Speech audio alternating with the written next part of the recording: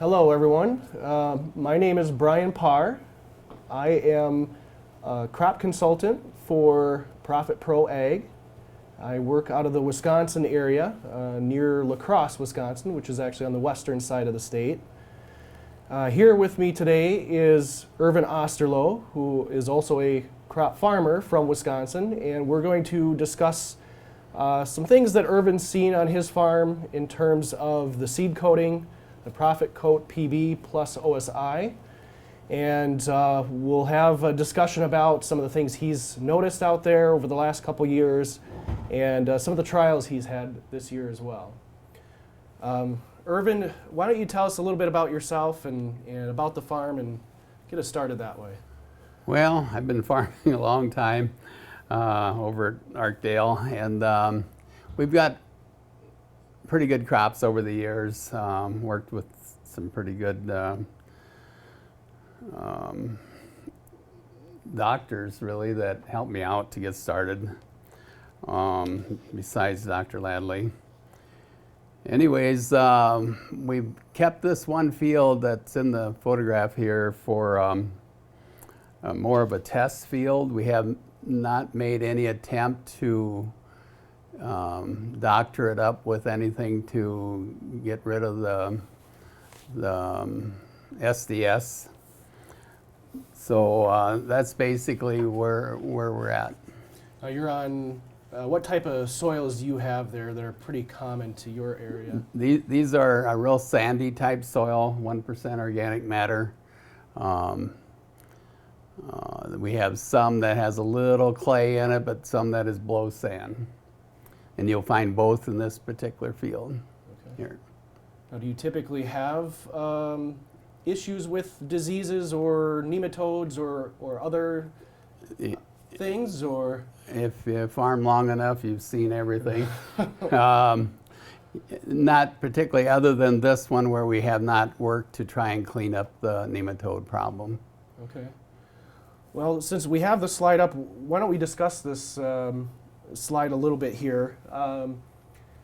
As we have the slide, as Irvin mentioned, this is a test plot field.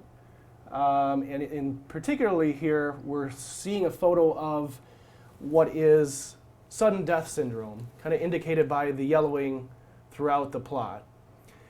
And why don't you describe a little bit, Irvin, what you're doing here and the plots that you have set up and what we can see here? What we have is the outside rounds were what we planted on the rest of the field. The variety had Profit Coat BP OSI on it. And then when we got to the plots itself, we dumped that seed out and went with untreated seed. And that's what you see in front of us. And then every other plot through the field is a what we call a check. And the check variety is half of the planter, so as you go back and forth, it's a 6-row planter. We end up with 6 rows of each, so 3 on each side. And what you're seeing there is the untreated with a definite SDS problem, a little bit where we had just the straight Profit Coat, and then where we have the Profit Coat plus the well-known Allevo, it's much improved yet. Okay. Was there anything else that you noticed in this plot that you noticed anywhere else, or anything else that you'd like to describe about this photo itself? Other plots on the farm, we had very little SDS. There were a few small pockets.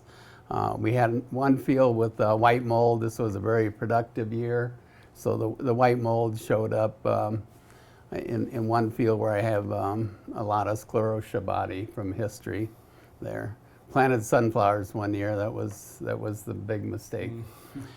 But anyways, the other fields have done real well where we have them in proper balance, I would say, rather than what this field is. But this is an interesting one when you can see that kind of difference. Absolutely. Now maybe tell the viewers a little bit about the field history. You tend to grow consecutive years of soybeans. Now, is this one of those fields that you've had consecutive years of soybeans, or? This is the last field that I put into continuous soybeans. This one has been 4 years. We have some that are on up to 10 years. But those we use a process on to eliminate our nematode problem. We haven't done that yet on here because every year some seed company comes along and says they got the answer. So we've kind of just played around with the idea a little bit to see if they did really have an answer. But what we noticed 2 years ago on this field was we used Profit Coat. The rows actually ran the opposite direction, and we did that for a special reason. But we had 3 rows of the checked, same as here, and 3 rows of the what we were checking, and so we ended up with a 6 and 6 pattern. We had the Profit Coat, which I just assumed at that point, it was my first year of using it, that it was just an inoculant, which, you know, when you're in continuous beans, do you really need it? Maybe not. We put it on, but then when they came in with the variety plots, which were from Syngenta with Clariva, then we did not have the treatment in their boxes. So they were comparing with my standard program with the Profit Coat. And I just didn't really think we'd see any difference from the Profit Coat, so it was, to me, it's there, but so what?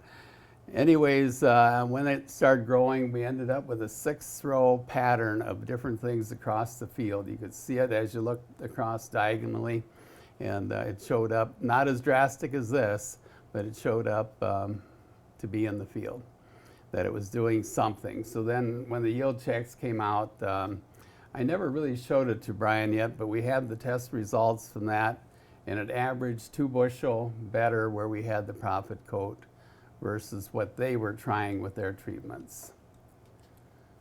Okay. So that's what got me using it this year on everything. I was impressed. Well, since you mentioned your field trials there, Irvin, I thought maybe we'd look at your field data that you had provided me from earlier this year.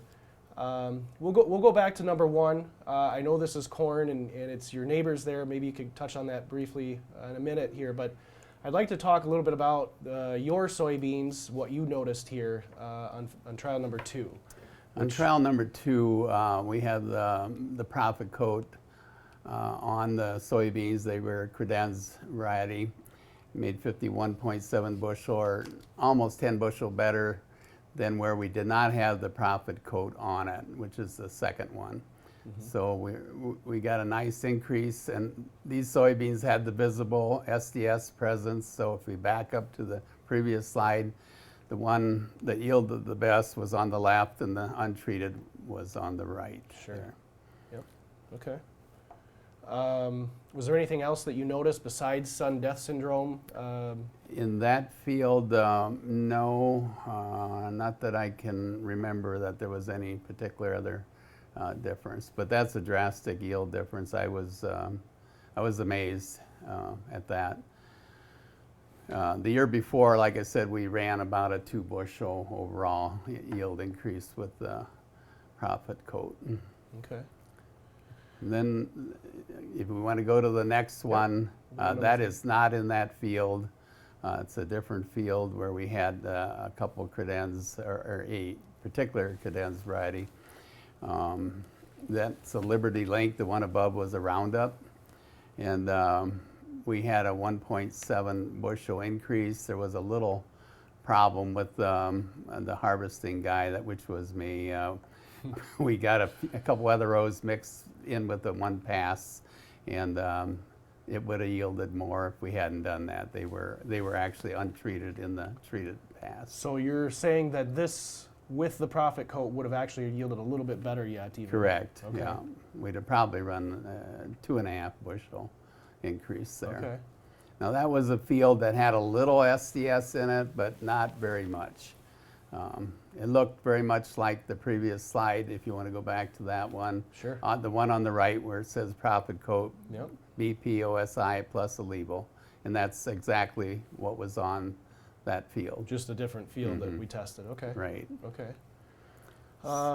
Okay. Well, how about this other trial here, this number 4? Yeah, that's an interesting one. That particular one is a bean that I had on my place, and we played with it, and it looked like it was going to be our top yielding bean, so we bought that was the year before, and then so we bought quite a bit of that seed, and I recommended my neighbor to use that, and he's actually helps me farm, so he uses the same program we do, the same equipment, and he's seen Profit Coat work, so he was not afraid to put a double rate on that field. It was a first-year soybean in virgin ground, so we wanted to double the inoculant, and he had a tremendous yield, which we'll see later actually took first in the state for our part of the state, our division. Okay. And then as long as we're talking about the fellow that helps me there, that's Thad Sparby. He had a cornfield, which I don't have corn, but he had one, and he wanted to use the Profit Coat on the corn. And the company came out to check it. There was with a yield buggy, and there was 2 different fields. One went 238, the other 234, which is excellent yield for sand ground there. And the other striking thing, because of the sand, we keep the population pretty low. That had 24,500. Normally, we could plant higher if we knew we were going to get rain, but this was an exceptional year. And at that 24,500, it went way over 200 bushel the acre. And that's a good point too, because you mentioned earlier that you were farming on sandy soils and doing all this without irrigation. Is that right? That's correct. Okay. Okay. Well, we've prepared a few questions for you just to kind of get your take on our seed coating, the Profit Coat PB plus OSI. And if you don't mind, maybe we could run through a few of those questions Sure. so you can give us an idea of your take on the product itself and what you think is going on out there, etc. So I guess the first question we had is just to kind of give us an idea of how long you've been using the Profit Coat PB plus OSI. To the best of my recollection, this was the second year that we used it. I may have dabbled a little a year before, but I'm not sure. But I've been coming to Dr. Ladley's meetings over the years, and I wanted to try his products. So this is how we got into it. We've used some of the other ones also. And we got some that he has which we haven't used, which I think we need to try. Mm-hmm. But we've definitely been satisfied with this particular product. And the same goes for last year too. I assume that's why you decided to try it again and put a little more out there. Correct. We might have talked about that earlier. That was the reason I used it this year. And I wanted every company to know that had their seed in there that we were going to treat it with this, and so they knew what they were up against. Sure. Okay. What were your first impressions when you first started using this product? Either whether that be last year or even this year, what were your first impressions? Kind of getting the product, putting it on the seed, etc. Yeah, it worked very nice with Brian delivering it to us. It was there when we needed it. I was a little afraid that maybe we'd run into trouble, but we didn't the year before. So putting that much powder on the seed. But the neat thing is Profit Coat has the inoculant. It had the lubricant right in it, built right in it too. And then the other thing we were looking for is that it had mycorrhizae in. So I wanted to use that product, and that's the reason I started using more of it this year. We come off a rough year the year before because of low price, and we thought, well, we'd cut costs a little bit. We knew our soils were high in phosphorus. So I figured, well, maybe the mycorrhizae would release some for us. And it did an excellent job of releasing phosphorus. We added no phosphorus to our beans this last year. Good. Well, and this might be a good time too to just explain the seed coating itself and describe it a little bit. The Profit Coat PB stands for planter box, and the OSI stands for organic soybean inoculant. Basically what this product is it's a dry powder. It comes in 3 different sizes, pouches that are resealable pouches, and it consists of the seed coating itself consists of 2 different components: a microbial component, which Irvin talked about, with the mycorrhiza as being part of that microbial component, but we also have a nutrient component as well. So we're giving the seedlings an early boost of nutrients right there on the seed, as well as to help the microbes, provide them with some nutrient base to help them get started as well. And then as the inoculant, we do have 3 different types of rhizobia bacteria to help with nodulation for the soybeans. And then, as Irvin mentioned, being that this is a dry powder, we've also been able to incorporate a seed lubricant with graphite as well as talc to also help it stick to the seed a little bit better. So maybe you could describe that, Irvin, for us, as how well that actually did go on to the seed. Did you have a lot of extra in the boxes? Did it stick to the seed like you had hoped? Maybe give us an idea on that. What we did when we filled the first time with the seed, we filled the boxes halfway. We put the required amount on and stirred it in, and then filled the box the rest of the way and stirred that in and started planting. Then from then on, whenever we filled, we put it on top, just stirred a little bit in the top. But the reason we didn't get too particular about stirring, although I think it's a good idea, it takes time, that as you're planting, we were accumulating a little at the bottom. And then as that happened, it's dry enough that it kept flowing out with each seed as we were going through the meter. So I feel we got an excellent coating on the seed. I was worried about it plugging and following up my monitor readings with the electric eyes, but we didn't have much problem with it.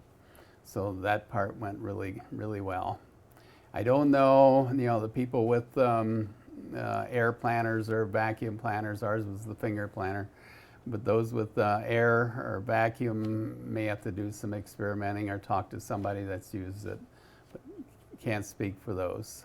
But for the finger planter, it's excellent. And then that'd be on corn. But on the beans, mine were Kinsey units. What they have is a brush and cells, 60 cells, and as it turns, there's a brushes it off, so there's no air or vacuum involved there. Excellent. Okay.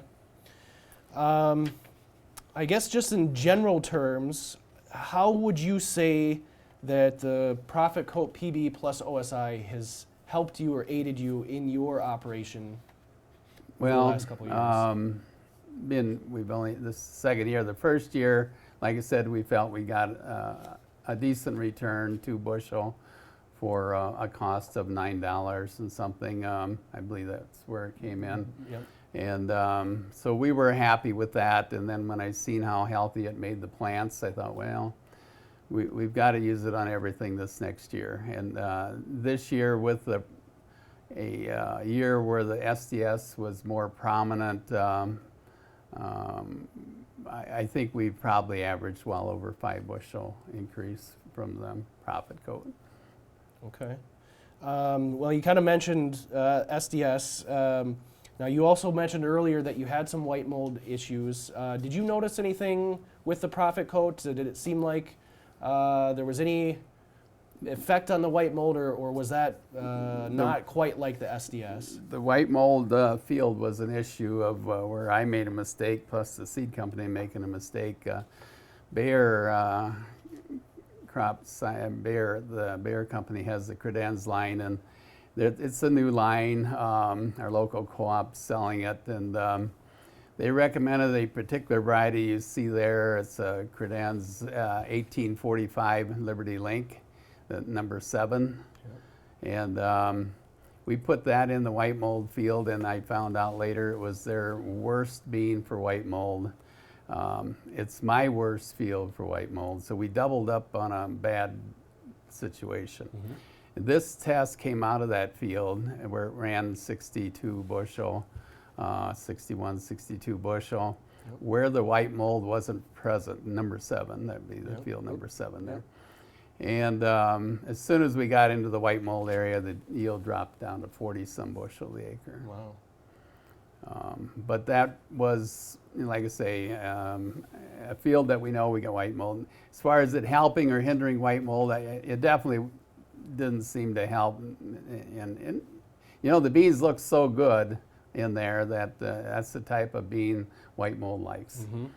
Mm-hmm. Well, you mentioned too plant health. Can you describe a little bit about what you saw in particular about plant health? Was it that the plants seemed greener, bigger leaves, taller? What was it about the plant health that was obvious to you? Yes, it was a healthier plant overall, but at the start even, it would get started a little quicker than where we didn't have it on. And then from then on, it just stayed ahead the whole time. There might have been a period of time where you'd say, well, maybe I don't see any difference here, but then it would show up again, just depends on the day. Mm-hmm. And then when the SDS started showing up, then it was very plain. Okay. I don't know how it affects the SDS. I'm assuming it's the fact that the plant's healthier and able to resist that fusarium organism there. That's my impression of it. Well, it could very well be, you know, a couple of the microbes, bacteria and fungi that are in the microbial portion of the seed coating are termed antagonistic, which basically means that they are going out and warding off or attacking other pathogens, like what SDS would be. So it's very possible that we could be seeing some effect with SDS, like you mentioned, because of the microbes that we have present in the seed coating. So hopefully we'll keep doing some more research and figure that out a little more in detail. And we've already got ours bought for next year. So. Yep, good. I'm glad to hear that. So now also, I know in the field where you had some sudden death syndrome issues, you also had some nematode problems. Can you describe some of the issues that you've had and whether you feel like you're getting any help with using the seed coating in those areas? Or if you want to flip back to the previous slide, as you go halfway through the field, if you look real close, you can see a band comes from the left, goes all the way to the right, all the way crossways through there.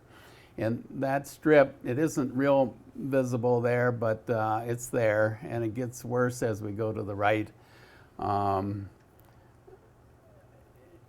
We took a cyst count on it, and I don't remember the number, but it was very high. It was called very high. And so we need to really address that problem, but as long as somebody's got something to try, I'm not in a particular hurry. I know one thing I've got in mind to do, which is what we've done on our other fields, and I don't know if we want to get into that here. So that might be a topic for another time. Sure. But yeah, as far as it working and solving the cyst problem, I don't think so. I think it's it's good from the standpoint of making a healthy plant. But any time you can do that and get 5 to 10 bushel, this is great. Sure. Okay. I guess since you've been using this over the past 2 years, and you've kind of mentioned this as well in terms of yield, maybe just describe what you had seen last year to this year as far as yield goes, improvements that you've noticed with the seed coating. We can go back to this slide here. Obviously, you're seeing an increase here of almost 10 bushels to the acre where we had the seed coating versus not. Yes. Have you noticed any other areas of your farm where you were maybe not necessarily recording data, but just looking for other things? How have your yields really changed, would you say, since you started using this? Well, there again, it just kind of what we talked about. We're getting that yield bump there, and I think that's great. You know, on number 3 there, we have about a 2 bushel, 2.5 is what I really think we had there. And that would be our least yield increase, with the highest being the 9.8 that we run. And you know, I think we need to use it every year because it's something that the soil needs. We're on sandy soil. We run out of nutrients as far as trace elements very quickly, and we feel that Dr. Ladley's got some of that in this product that's helping us. So yeah, every year use it.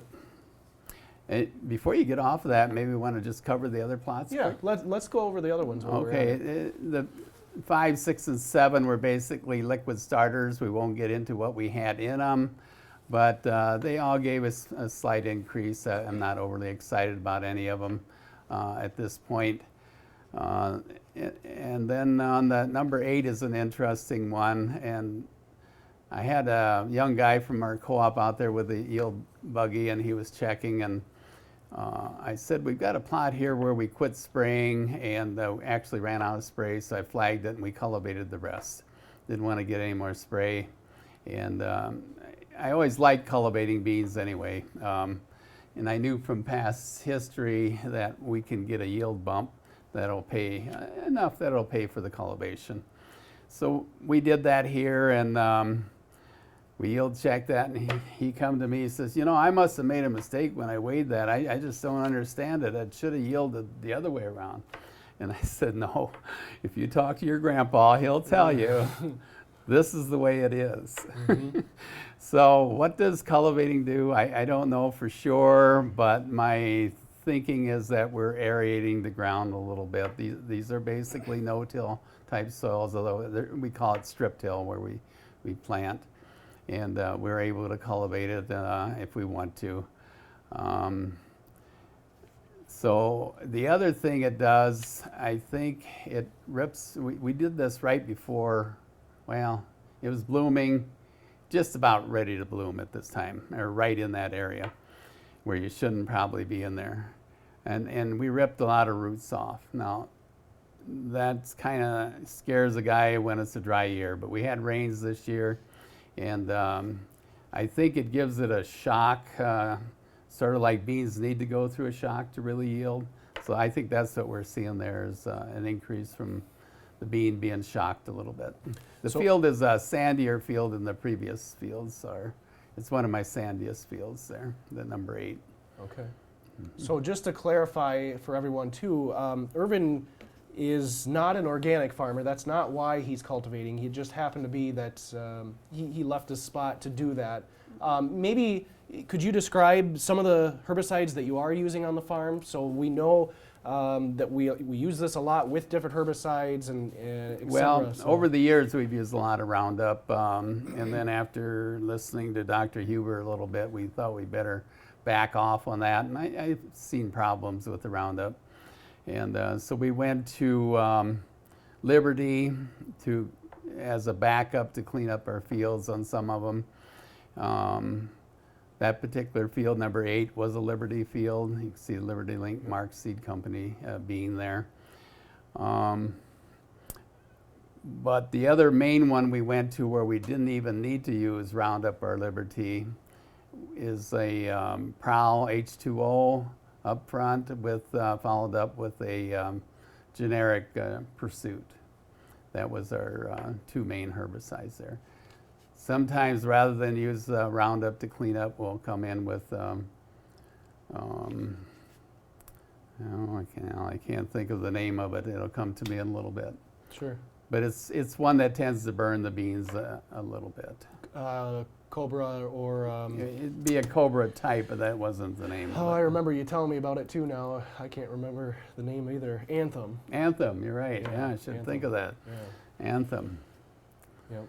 And we've liked the use of Anthem. There too, it kind of dings the bean, and that's kind of a good thing. If we can stress the bean a little bit, it puts it in a mode where it wants to yield. And we have checked just the idea of Anthem versus no Anthem. And there too, we get an increase with Anthem because of that shock treatment to the bean.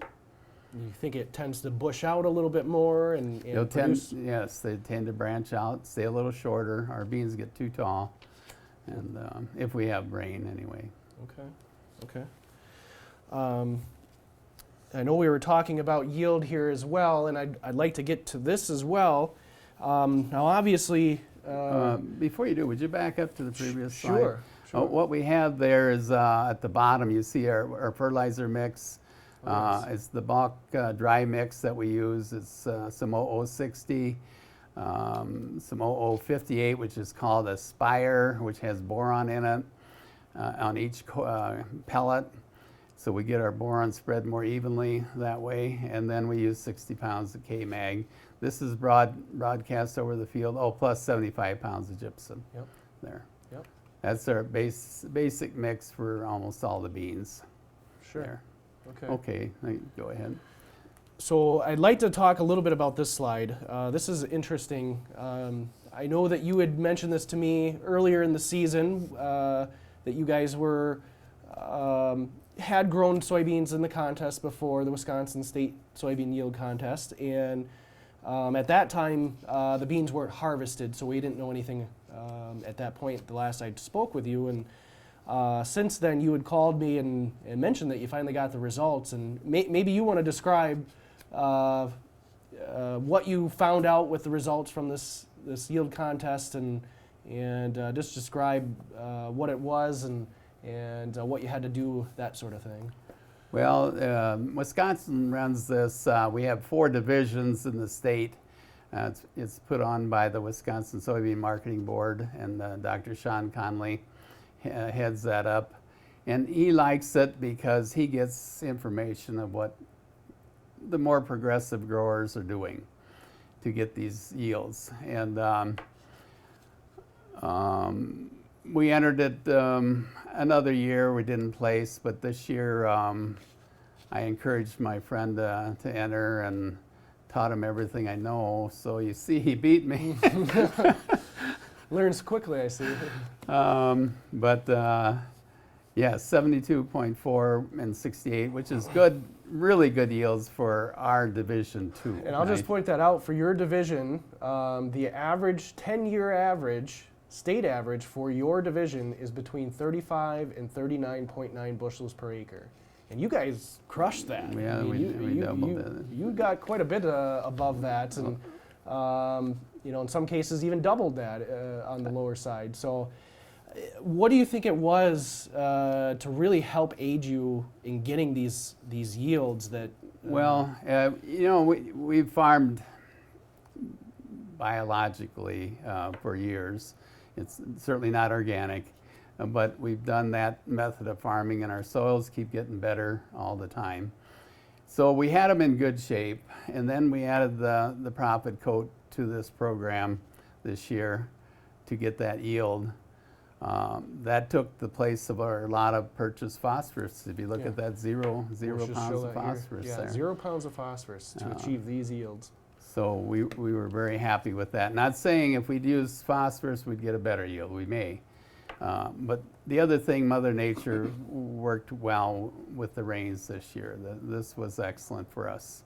The irrigation farmers didn't do much better than the dryland farmers this year. Most years they do a lot better. Okay. Now, is there anything that the state does with this contest for next year, or do they put your name on a plaque? How do they do that? For the yield results, let's back up a second here. Okay. You have to get an overseer out. He's out, does the measuring. You take 6 rows through, or whatever your combine width is, and then you skip 3 times that amount. Then you come back, so it's back and forth. Every 24 rows there's a pass goes through the field. So you've covered the whole field. Okay. And he does the measuring of the lengths. He goes to whoever takes the beans into the scale, and they won't accept way buggy yields. This has to be across an official inspected scale. So we took ours to the local place where they store beans and dumped them, and got the official weigh tickets. And they do the moisture tests. Then from there, he helps fill out the form. We send the forms in, he signs it, and then that's where the placings come in. I have to say, Wisconsin has pushed this a little bit. Thad there got a nice little check of $1,000 for first place, and I got a little smaller check for second. Okay. And so that's good. And then they have an overall state winner gets 1,000 additional for that. And then they also check for the oil content in here. They want to know what the oil content of these beans are. And the one that's the highest in the state on oil gets an additional 500 there. Wow. Okay. So excellent. But there were some yields in the other divisions that have better soils where they got pretty close to the 90, and I don't think there was any hundreds other than the university plot made 100. Okay. But no, and they couldn't enter, so. Sure. Okay. Well, obviously, yield is something that seems to be a benefit, and we talked a little bit about sudden death syndrome with using the seed coating. Are there any other things, benefits that you would say you've seen from using the seed coating, such as maybe reducing your fertilizer needs? Obviously, you mentioned you didn't use any phosphorus on your award-winning plot here.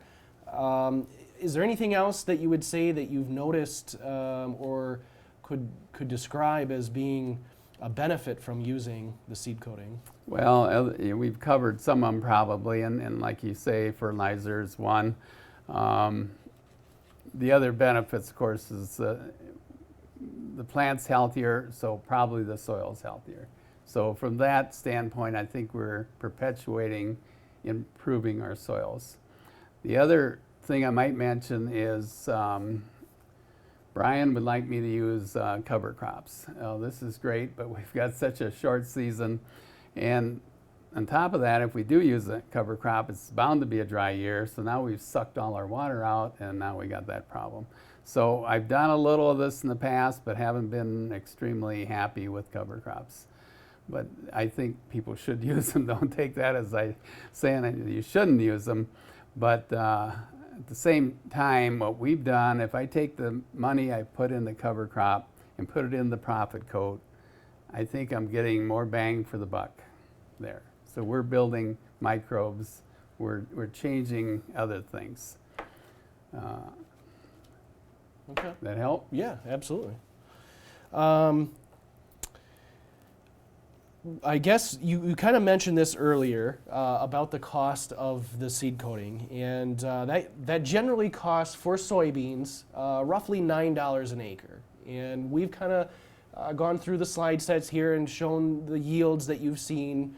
What's your opinion about the return on investment at a cost of about $9 per acre? What do you think the value of that is on what you're spending and what you're getting back out of it? Well, yeah, we're getting an easy double our money, and maybe even up to 5 times the money that we spend from our yield results there. So it's well worth it from that standpoint. I don't know if there's anything else I could tell you about it, but we intend to keep using it. Okay. And, some of the advantages or benefits aren't always measurable as far as yield and net return on your investment. You mentioned just a minute ago about soil health. That's nearly an immeasurable thing that we can't really put a value on per se. And obviously, if we're improving soil health, the chances of us also improving your yield and your profit is likely higher, I would assume. Correct. Yeah, correct. Okay. Anything we can do to keep improving our soils is good. Okay. I guess one thing I would like to get from you too is, being that you've used this the past couple years and intend to keep using it, what advice would you give to farmers who haven't used this yet and maybe are a little bit on the fence whether they want to or not? Well, I think they should try it, and if it's compatible with their planting system, it's a no-brainer. So try it, see if you're happy with it, and then two, anytime you need an inoculant, you're going to spend that money anyway. You've got money you spend on the lubricant, so that's all in there. So the only extra cost is the mycorrhizae cost and the mineral cost and whatever else Jim puts in that is present in there, and so that makes it awful cheap. Okay. Well, that concludes the questions for today. Do you have anything else you'd like to add that we haven't touched on, or like to comment on any further? Oh, I think that takes care of it. I understand you're having a meeting coming up in February. I'm going to miss it this year. I usually attend it, but my wife and I are taking a little vacation to Texas, so we'll be down there for a month. Okay. Well, great. Well, I appreciate you stopping by and doing this interview with us. It was very helpful, and I hope that those who are watching will find this useful. And for those who are interested in learning more about it, you can go to the website and find more information there about the Profit Coat PB plus OSI, or you can call the number at the bottom of the screen, and any of the representatives, including myself, would be glad to speak with you further and help you answer any further questions that you may have. Thanks again. I'd like to add thank you to you people for helping us. There's one other thing we should always mention is that I've got a silent partner, and he's the master farmer. So we've got to give him credit. He's got the initials of JC. Very good. Well, thanks, Irvin. Thank you, guys.